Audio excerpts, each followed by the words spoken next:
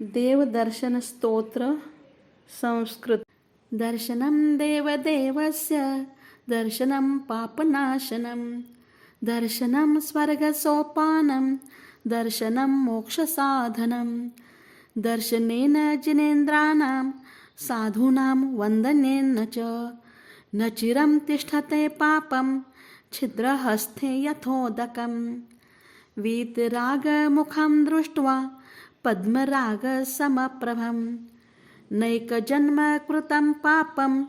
दर्शनेन विनश्यति दर्शनं जिनसूर्यस्य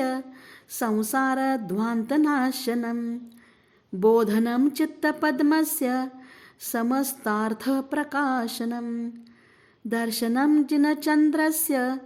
सद्धर्मामृतवर्षनं जन्मदाहविनाशाय वर्धनं सुखवारिधे जीवादितत्त्वप्रतिदर्शकाय सम्यक्त्वमुख्याष्टगुणाश्रयाय प्रशान्तरूपाय दिगम्बराय देवाधिदेवाय नमो जिनाय चिदानन्दैकरूपाय जिनाय परमात्मने परमात्मा प्रकाशाय नित्यं सिद्धात्मने नमः अन्यथा शरणं नास्ति त्वमेव शरणं मम तस्मात् कारुण्यभावेन रक्ष रक्ष जिनेश्वर न हि त्राता न हि त्राता न हि त्राता जगत्त्रये